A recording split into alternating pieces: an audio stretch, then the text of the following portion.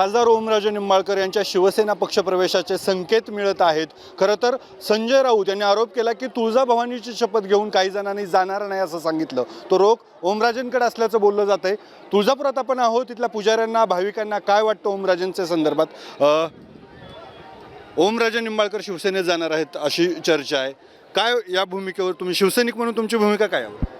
आमची भूमिका एकच आहे की खासदार ओमराजे निंबाळकर यांनी ह्याच्या आधी देखील ज्यावेळेस एकनाथ शिंदे यांनी बंडखोरी केली, गद्दारी केली त्या टायमाला की उद्धव साहेबांना पाठीमध्ये खंजीर बसलं, त्यावेळेस ओमराजे निंबाळकर म्हणले की उद्धव साहेबांनी मला आमदार केलं, 2 वेळा खासदार केलं, भरभरून दिलं आणि मी कुठल्याही प्रकारे उद्धव साहेबांना सोडून मी जाणार नाही। मला 100 कोटीची ऑफर होती, परंतु मी ते धुडकावून लावलेले आहे। पण आज आपल्या माध्यमातून समजते की खासदार ओमराजे निंबाळकर हे शिंदे गटामध्ये जातात, असे 6 खासदार जातात म्हणून समजते। पण ओमराजे निंबाळकर यांनी जाऊ नये असं आम्हाला वाटतं का, तर आज त्यांच्याविषयी अशा प्रतिक्रिया उमटतात की ज्यावेळेस त्यांनी बोलले होते की आपण गद्दारी करणार नाही, 100 कोटीची ऑफर, 50 खोके एकदम मुख्य अशा आपण घोषणा दिल्या। ओमराजे असं सगळं घोषणा देत होते, बोलत होते, ते जातील असं वाटतं का शिवसैनिक म्हणून? तुम्ही त्यांच्या संपर्कात राहिलेले? हो, मी त्यांच्या संपर्कात आहे। जातील असं मला वाटत नाही, अजून तरी विश्वास नाही का, तर आज आमचे नेते अरविंदजी सावंत साहेबांनी आज व्हिप जारी केला आहे, सर्व खासदारांना बोलवले। जर आज त्यांनी जर या बैठकीला आले तर मग चांगलं आहे, मला जर नाही आले तर मग त्यांनी गद्दारी केली, मग ते गद्दार या ठिकाणी डिक्लेअर होतील। ओमराजे निंबाळकर, आता राऊतांनी आरोप केला की 50 खोके घेऊन गेले, पैशाच्या ह्याच्यावर सगळी गद्दारी झाली। ओमराजे निंबाळकर करतील असं वाटतं?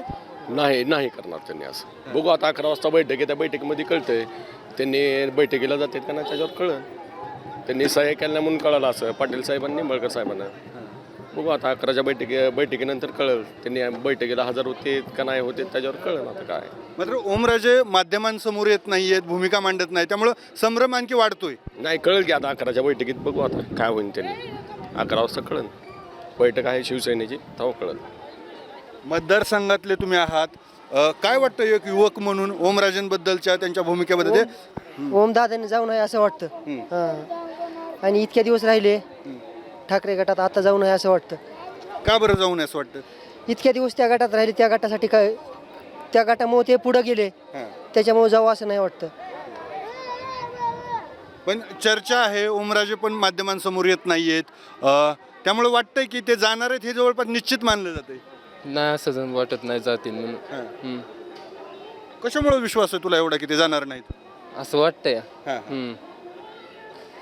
तर हे तुळजापूरकर आहेत, इथले भाविक आहेत। खरं तर तरुणांना अनेकांना वाटतं की ओमराजे जाणार नाहीत अशी त्यांची भावना आहे। तर ओमराजेंनी जाऊ नये असं देखील इथले लोक म्हणतायत, पुजारी म्हणतायत, शिवसैनिक म्हणतायत की शिवसेनेनं तुम्हाला दिलं, तुम्ही शिवसेनेला सोडून जाऊ नका, ठाकरेंना सोडून जाऊ नका, अशीच आता लोकांची भावना आहे। आप्पासाहेब शिळके, एबीपी माझा, धाराशिव, तुळजापूर। एबीपी माझा, उघडा डोळे बघा नीट।